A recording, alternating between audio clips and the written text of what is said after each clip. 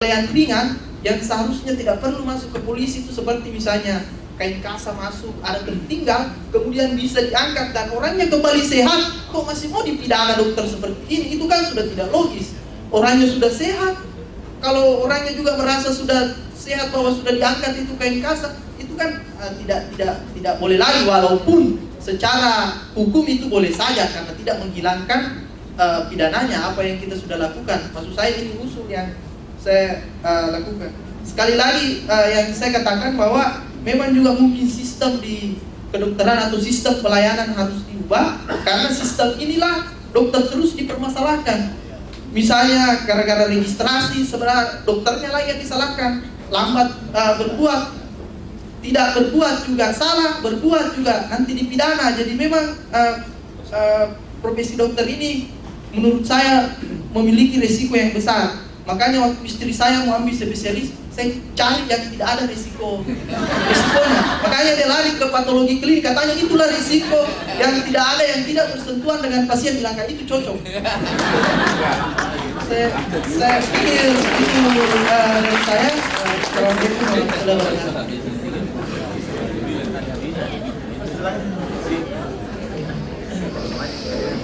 Terima kasih. Saya ingin hanya menanggapi tadi pernyataan Pak Dokter Emil Ilyas ya. Jadi di sini di dalam forum ini mungkin kita ada baiknya hanya ada dua langkah kita untuk melakukan tindakan. Yang pertama tadi sudah disampaikan oleh beliau dalam disertasi beliau, bahwasanya ketika ada tindakan kelalaian daripada dokter dalam kaitan penanganan pasien, pasti dimungkinkan diterapkannya pasal 359 KUHP. Itu hasil disertasi beliau. Jadi untuk ke depan tentu melakukan revisi undang-undang tentang praktek kedokteran ini, di mana di dalam undang-undang itu kita sebutkan, kita pilih mana kecelakaan mana perbuatan dokter yang bisa masuk dalam ranah pidana 359. Apakah itu malpraktek atau kecelakaan medis atau risiko medis, misalnya seperti itu. Jadi di dalam undang-undang itu dibatasi nanti yang bisa dipidana itu apa, supaya jelas nanti. Nah, karena memang sebabnya di situ, sebabnya yang ada saat ini adalah masalah di situ, masalah ketidakjelasan undang-undang yang menyebabkan KUHP itu bisa menjangkau perbuatan itu. Kemudian sebelum ada revisi itu, maka tindakan yang harus kita lakukan dari dokter ini adalah pada saat menghadapi kasus ini melakukan advokasi yang betul. Jadi saya menganggap bahwasanya penasihat hukumnya ini tidak maksimal dalam melakukan pembelaan ini. Kenapa? Ketika ada alat bukti yang memberatkan itu, dia tidak memberikan bukti pembalik yang bisa mematahkan bukti yang diajukan jaksa.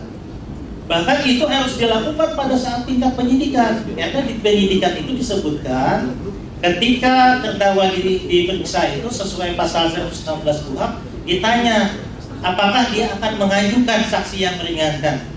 Nah, saksi yang meringankan inilah yang bisa membuktikan dia tidak melakukan perbuatan pidana.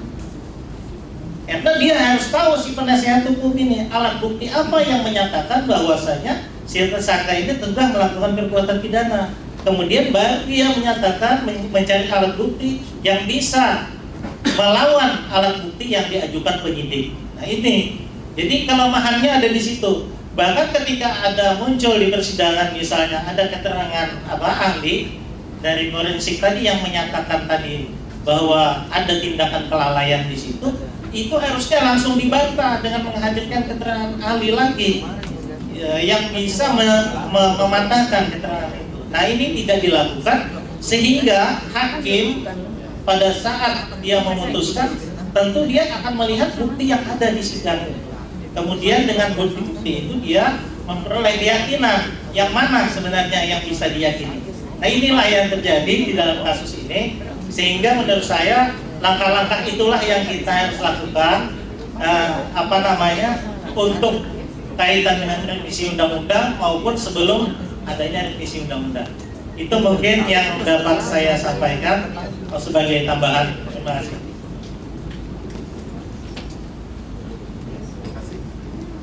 Sedikit bicara ini. Bisa punya kesempatan, silakan. Bismillahirrahmanirrahim. Assalamualaikum warahmatullahi wabarakatuh. Prof. Sarifuddin, Pak Kajari Makassar, Kajari Goa, dan pakar Pak Dr. Amin. Saya mencoba melihat untuk sedikit memberi tanggapan. Saya melepaskan diri dulu dalam jabatan. Saya memposisikan diri dulu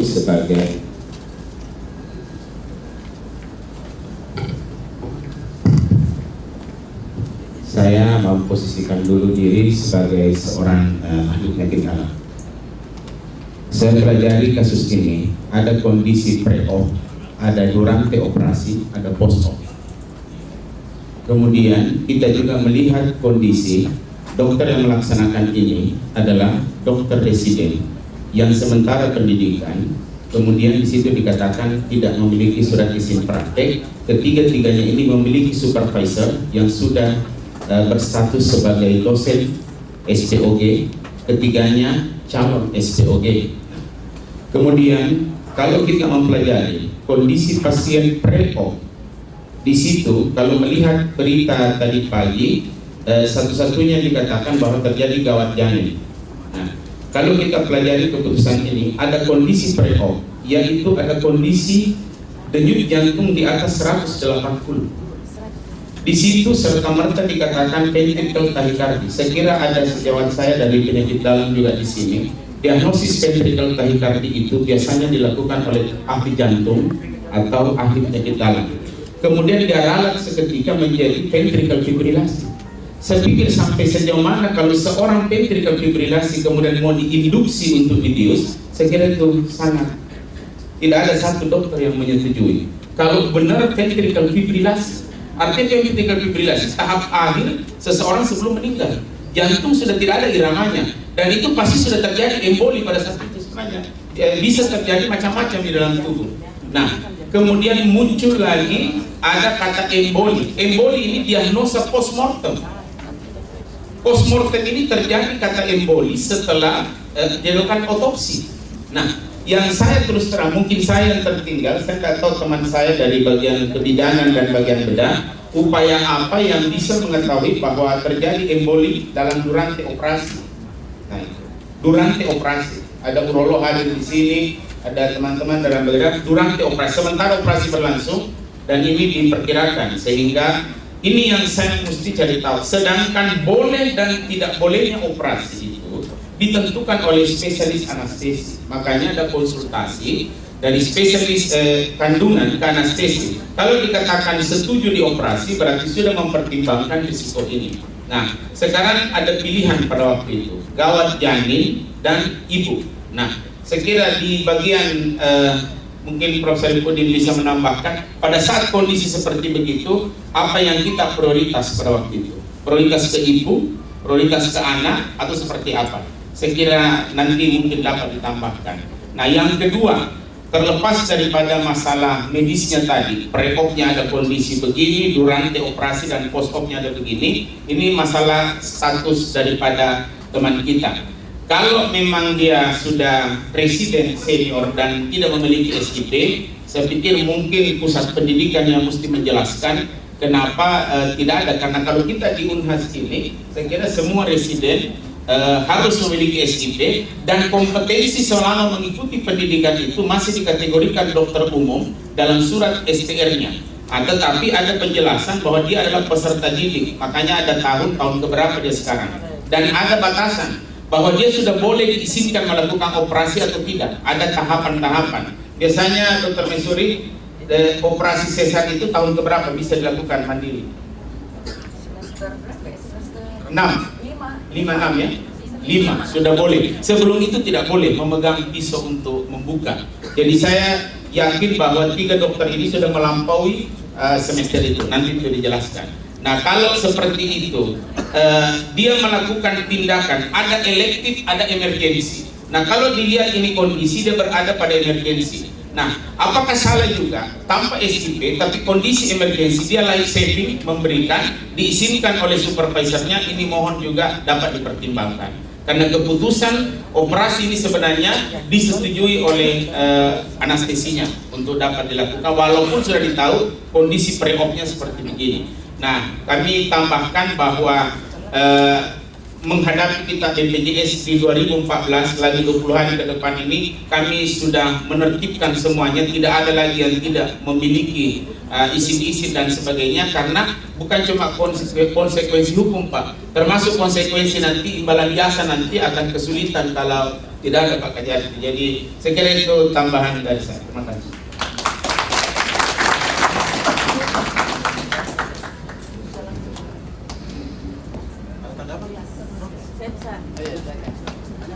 Meluruskan saja. Terima kasih.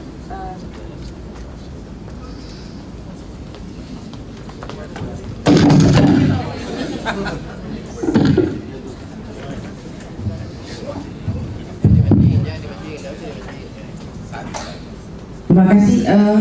Tadi Dr. Rahmat tadi sudah mengungkapkan. Saya ingin menanggapi tentang ventricle tachycardia pre-op. Kalau saya baca di sini justru sesudah.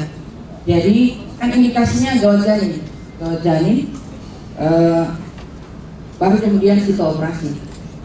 Kemudian di sini dikatakan bahwa pemeriksaan jantung terhadap korban baru dilakukan setelah pelaksanaan operasi selesai. Jadi itu yang dikatakan ventricle tachycardia itu adalah setelah keadaan menurun kemudian terjadi ventricle tachycardia tadi. Jadi embolinya setelah itu. Adapun emboli sendiri kita semua tahu di sini bahwa emboli itu adalah keadaan yang unpredictable. 5% saja kemungkinan hidup. Kalau seorang emboli itu, apalagi kalau emboli itu ban, itu dalam hitungan menit bahkan detik mungkin orang bisa mati. Bagaimana mekanismenya patofisiologinya pada saat plasenta lepas? Ketuban pecah, plasenta kita lepaskan, pada saat itu pembuluh darah terbuka, pada saat itu siapa bisa mencegah udara masuk, trombus ataupun bagian dari janin, rambut janin masuk ke dalam pembuluh darah yang terbuka, tidak ada yang mencegah. Sehingga kalaupun seorang hidup karena emboli kemudian dia hidup, itu karena belum ada catatannya di akhirat sana bahwa ini orang memang belum waktunya mati. Jadi sangat mukjizat ada orang yang hidup setelah emboli. 5% saja kemungkinan. Itu saja sudah bisa kita pastikan bahwa tidak ada kesengajaan di situ. Ya. Yang kedua, tadi Prof. Saifullah sudah mengatakan bahwa kalau kita melihat dokter itu berada pada kondisi yang sangat dipengaruhi oleh lingkungannya. Dan juga untuk melihat satu masalah, satu kasus, kita juga di rumah sakit kalau pembahasan death case selalu melihat kasus itu tidak hanya orang per orang, bahwa ini salahnya si A, ini salahnya B, bahwa kematian itu adalah satu keadaan di mana seluruh sistem itu harus kita perhitungkan. Pada kasus ini kalau kita melihat bahwa betapa tidak menguasainya Pak Hakim Hatijo itu adalah ketiga terdakwa ini mempunyai peran yang sangat berbeda-beda. Yang melakukan sayatan adalah Dr. Ayu sebagai operator, Dr. Henry itu yang sebagai asisten satu, hanya membuka lapangan operasi, hanya memegang hanya mendetek, hanya menggunting benang. Takutkah dia dihukum 10 bulan? Lebih-lebih Dr. Henry itu asisten 2, cuma lap-lap saja, cuma dorong berangkat, cuma kasih pindah pasien. Wajarkah dia kena 10 bulan? Saya kira tidak wajar. Di sini kelihatan bahwa Hakim Hatijo sangat tidak adil dalam hal ini, karena dia tidak menguasai, dia tidak tahu perannya masing-masing. Masa orang hanya kasih pindah pasien, perannya hanya lap-lap darah, itu asisten kena 10 bulan. Itu betul-betul sangat, mengapa kami demo, karena betul-betul ketidakadilan untuk kami. Dan ini dampaknya, kalau ini jadi jurisprudensi, saya saja dalam sehari-hari sejak kasus ini, kalau periksa pasien dumba-dumba, kalau ada pasien mau operasi dumba-dumba, penuh keraguan. Karena ada beban mental yang luar biasa loh. Kalau ada salah sedikit, emboli saja tidak dilindungi, apalagi eklamsi yang begitu banyak kasusnya. Emboli saja yang kemungkinan hidup 5% tidak dilindungi, apalagi eklamsi yang hampir tiap hari kita dapat. Betul-betul bisa penuh dengan dokter di penjara, Pak. Kena eklamsi di Makassar itu penyebab kematian tertinggi.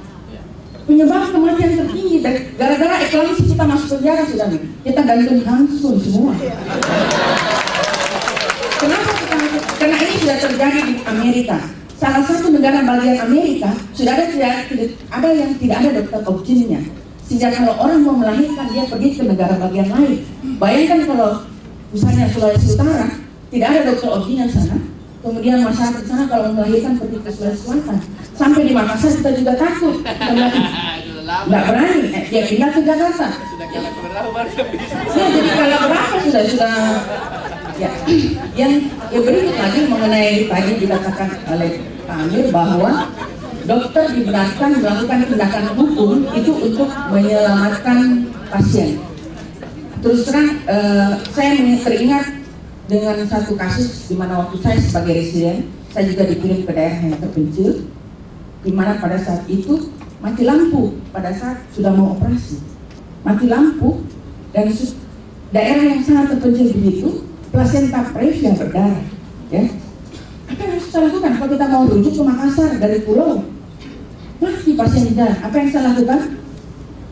Saya tembus plasenta, saya tarik kakinya bayi, kemudian saya gantung. Itu menjadi tampon untuk si ibu. Itu kalau dia itu malpraktek, nggak boleh kita lakukan sekarang. Itu kedokteran zaman dulu, kita katakan itu versi Braxton Hicks. Tapi apa? Ibunya selamat. Bayinya memang sudah mati. Ya, apa yang saya lakukan itu sebetulnya kalau ditinggal malpraktek itu, tapi ibunya selamat. Ya, saya kira itu saja. Terima kasih. Assalamualaikum warahmatullahi wabarakatuh.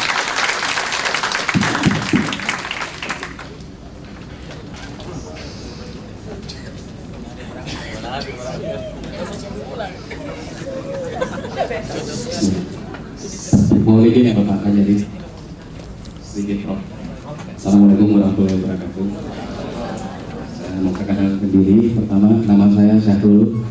Saya kebetulan Kepala Seksi Intelijen Kebijaksanaan Negeri Makassar, yang memang berdasarkan jabatan saya dituntut untuk terus mengikuti perkembangan dinamika dari perkara Dr. Ayu.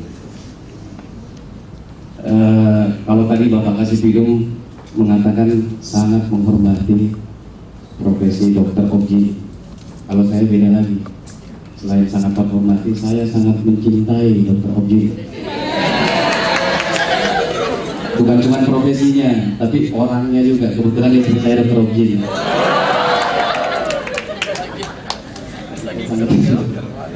Yang pertama, oleh karena itu tadi saya sedikit kecewa sama moderator karena agak egois bahasanya. Tadi prolog dia sampaikan bahwa saat ini terjadi kegamangan dokter. Dokter ini bukan gamang ini bukan cuma dokter, Pak. Saya juga gamang.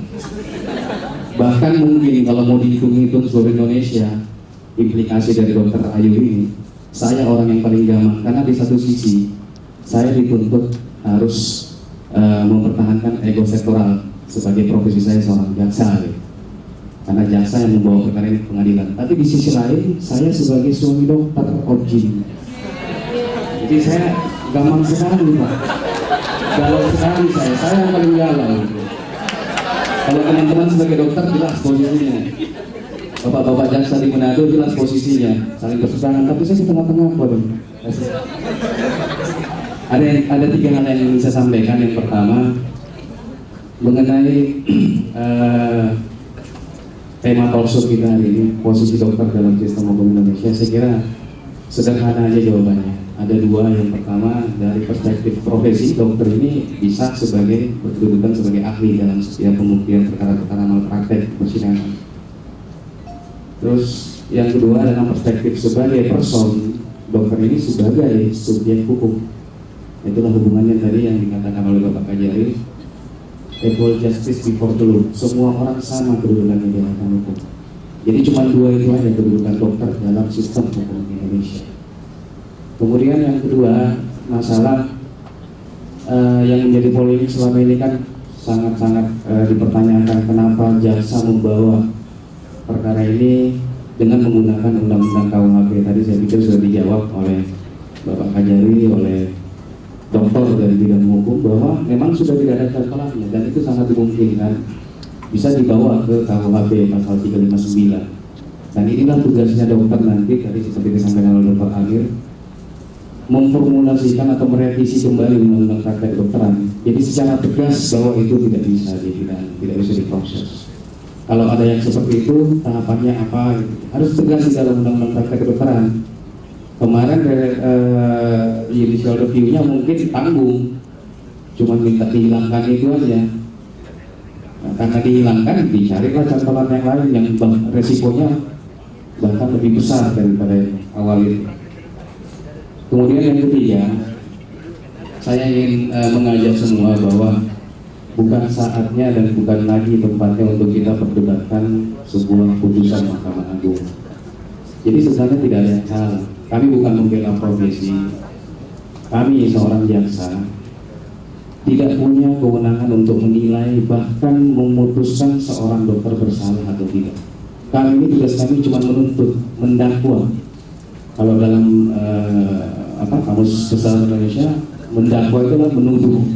Memang tugas kami menuduh, membawa perkara ini dengan tuduhan kealpaan, kelalaian. Tugasnya menentukan salah atau tidak adalah pengadilan, adalah hakim. Putusannya sudah keluar Mahkamah Agung, tapi bukan final, masih ada upaya hukum luar biasa yang bisa dilakukan oleh teman-teman dokter melalui jalur peninjauan kembali. Nanti peninjauan kembali ini semua, jadi mungkin bukan sebagai jaksa, Prof, saya sebagai suami dokter, saya menyarankan bahwa kesempatan sekarang kita menyusun benar-benar secara lengkap memori peninjauan kembali kita. Karena tadi seperti dikemukakan oleh Dr. Amir, kalau di ranah Mahkamah Agung pemeriksaan kasasi cuma iudex jure saja yang dibuka, iudex fakti tidak dibuka. Tapi kalau di PK iudex fakti bisa dibuka. Bahkan persidangannya kalau saya tidak salah harus dilakukan di pengadilan negeri awal di Manado. Saksi-saksi bisa dipanggil lagi kembali. Yang penting catatannya ada novum, ada alat bukti baru yang tidak pernah diungkap dalam persidangan sebelumnya. Jadi ini kesempatan. Kita masih punya instrumen PK, di situ nanti kita bela teman kita. Jadi mungkin itu aja. Jadi kalau masalah beda pendapat sangat wajar terjadi ya. Jangankan kita, kami jaksa dengan teman-teman profesi dokter beda pendapat, hakim aja, hakim pengadilan negeri Manado beda pendapat dengan hakim Mahkamah Agung, satu profesi loh. Apalagi kita yang beda profesi pasti beda pendapat. Jadi lebih bagus nanti kita perjuangkan teman kita melalui instrumen PK itu. Terima kasih. Assalamualaikum warahmatullahi wabarakatuh.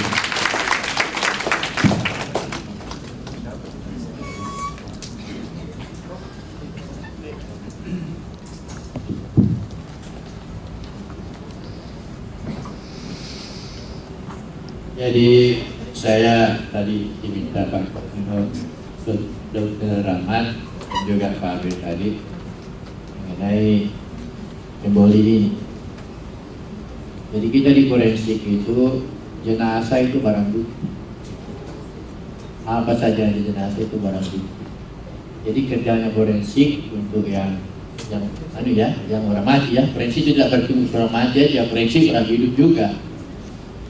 Jadi pada kasus kematian maka jenazah itu adalah barang bukti. Dari barang bukti yang ada yang bisa bertahan setelah orang itu mati. Tentu saja banyak barang bukti yang hilang setelah dia mati. Ada pada waktu hidup, hilang pada waktu mati. Tapi yang kita jadikan pedoman itu adalah barang bukti yang tetap ada pada waktu walaupun sudah mati. Sehingga kita bisa memastikan apa yang terjadi pada saat orang ini masih hidup, pada saat dia menempuh penyakitnya itu. Nah, pada kasus ini ditemukan emboli di tentunya berarti dalam aliran darah ada emboli yang menyumbat aliran darah itu. Kemudian pertanyaan tadi, dokter forensik memberikan kesaksian bahwa itu bisa dicegah. memang emboli ada dua, ada yang bisa dicegah, ada yang tidak bisa dicegah. Emboli karena infus bisa saja dicegah, harus melakukan infus dengan baik sehingga tidak terjadi emboli. Tapi emboli spontan tidak bisa. Banyak ibu-ibu meninggal, partus biasa, tidak ada pertolongan apa-apa, emboli mati, emboli ketuban. Jadi itu kira-kira, jadi mungkin Pak Habib bisa menyampaikan bahwa ada memang emboli yang bisa dicegah, emboli oleh udara oleh karena infus, artinya melakukan infus dengan lagi artis dengan cara yang benar, itu sudah mencegah emboli udara. Tetapi emboli yang spontan oleh karena pecahnya pembuluh darah, apalagi kaum ibu yang melahirkan banyak sekali pembuluh darah lepas plasenta bisa ketuban masuk semua. Kemudian forensik yang lain yang sebenarnya di luar daripada kami karena bukan medical forensik.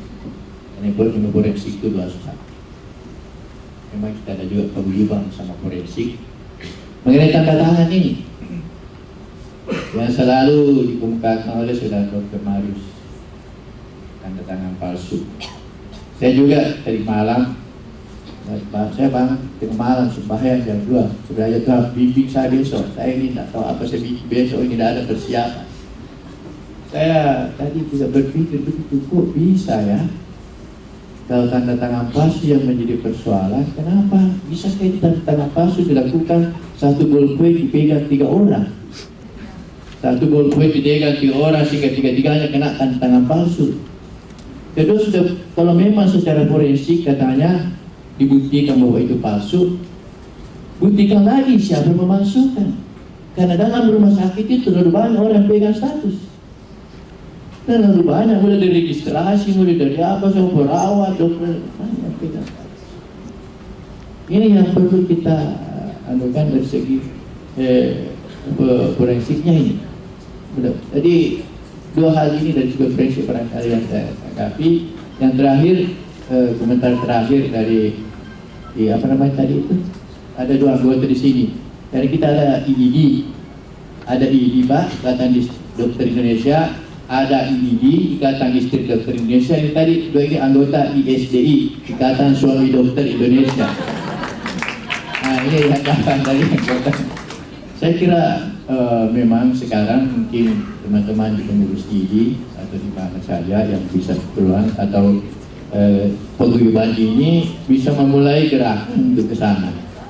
Bahwa kita menyadari sekarang ini dari kita sekarang berupaya mencari hikmah dari kasus Dr. Ayu. Salah satu tadi yang dikemukakan tadi bahwa mari kita melihat undang-undang praktik kedokteran supaya kita tidak di KUHP-kan. Ya, supaya kita lengkapi undang-undang praktik kedokteran untuk menjamin dokter kalau ada masalah tidak dibawa ke KUHP tapi dibawa sesuai dengan ya. Yang kedua tadi dari Bapak Kedari Sumbu Binasa, saya kira itu juga hikmahnya juga kita ambil dari apa yang Dr. kemukakan bahwa kita harus tidak bisa tidak lagi, kita harus sekarang dokter ini harus punya tim advokasi. Ya, harus kita punya tim advokasi sehingga dimanapun masalah di seluruh Indonesia terjadi ini ada yang bisa melakukan itu. Mengenai pengacaranya terserah siapa saja pengacaranya, tapi ada tim advokasi yang dibentuk untuk mengingatkan pengacara ini begini dan lain sebagainya, sehingga mungkin ini teman-teman di Ikatan Dokter Indonesia ini sudah tidak boleh lagi tunda-tunda ini secara membentuk.